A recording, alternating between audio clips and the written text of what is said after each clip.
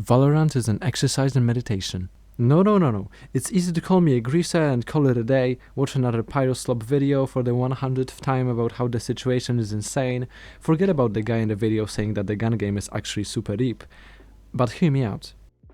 Now, this is a train of thought that might be applied to many other multiplayer and some single-player titles, but it's about my personal experience and I kind of don't give a fuck about all the other games for the sake of this video.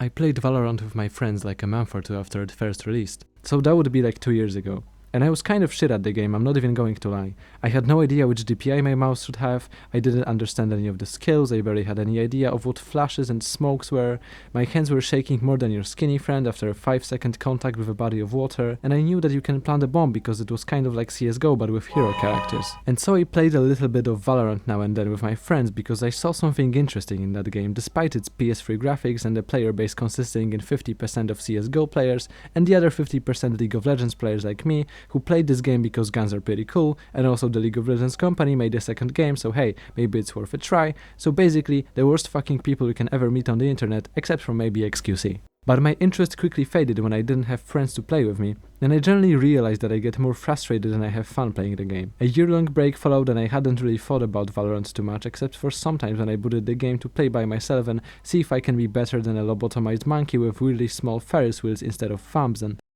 let me slow down. That's actually when everything started changing a little bit.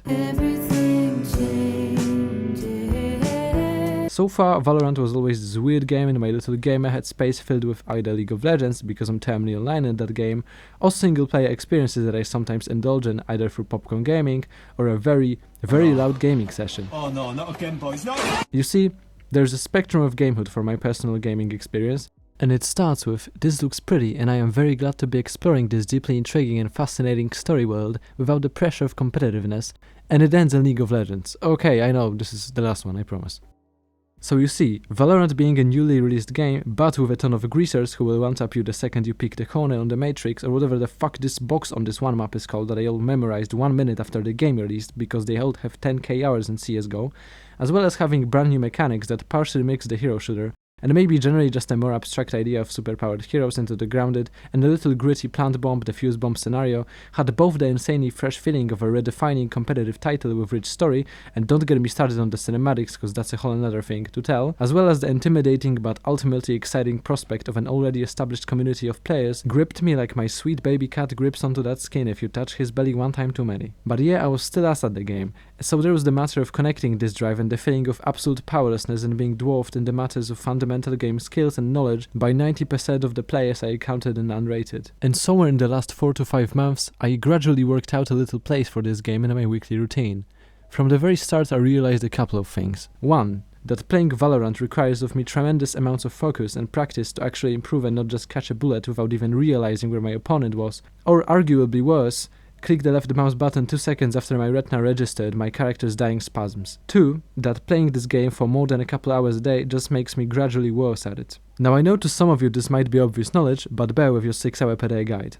So as a natural progression of those realizations, I only played a few matches, sometimes there would be 2 or even 1 in a day, and not every day was Valorant day, which is probably good because it sounds fucking awful. But when I did log on, I was 100% focused, 100% there and in the moment, trying with all my might to better myself at this one thing. See where I'm going with this? Now, you don't exactly get better in meditation, at least not in the if you fail you are punished with a minute of being unable to start again and have to watch 4 other people struggle to succeed same as you were, but probably fuck up as well. Also, Enemy Omen just typed just a F in chat, this fucking piece of shit away. And now, I'm not an expert in meditation, just a dumbass on YouTube who thinks he has a semi-profound thought on the video game, but I did try it a couple of times and I have some friends that have done it for quite a while. And my general observation is that while meditation has many, often completely different forms, which is why I can probably get away with an extension of this concept to a competitive FPS, it's fundamentally a mind exercise that helps you self-regulate or train your mind in a safe, controlled and deeply introspective way. Now, the thing I have with Valorant is kind of like that. Maybe skip the safe and controlled part, but that just makes it more interesting in my opinion. Over the course of my learning journey, which is very much still at its beginning in terms of Valorant rated terms, because I haven't played those yet, the minimal amount of time, maximal amount of focus approach is really working. After a couple of weeks of logging into the game, doing a little bit of aim warm-up in the practice tool, then hopping onto a match,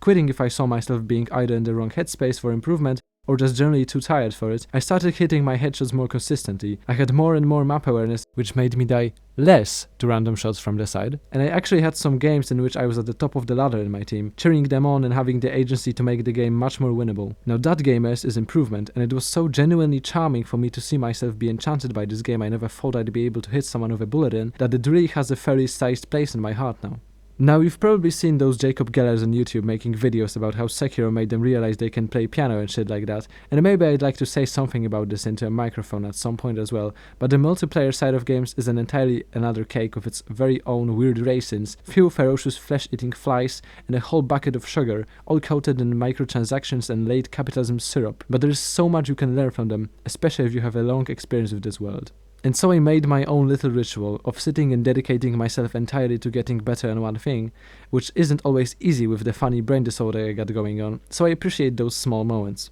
Of course, I get angry and annoyed in my games when things aren't going the way I'd like, but mastering and directing those emotions is part of this ritual as well, since, first of all, despite all of the neurotic jokes in this video, I don't actually think raging in a game is either okay, nor is it fun, and you should always find ways to decrease the emotional stakes of playing your multiplayer game and have fun regardless of the outcome of the match.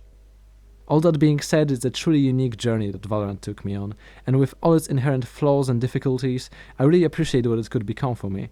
And if you haven't played it, you're probably okay, don't worry about it.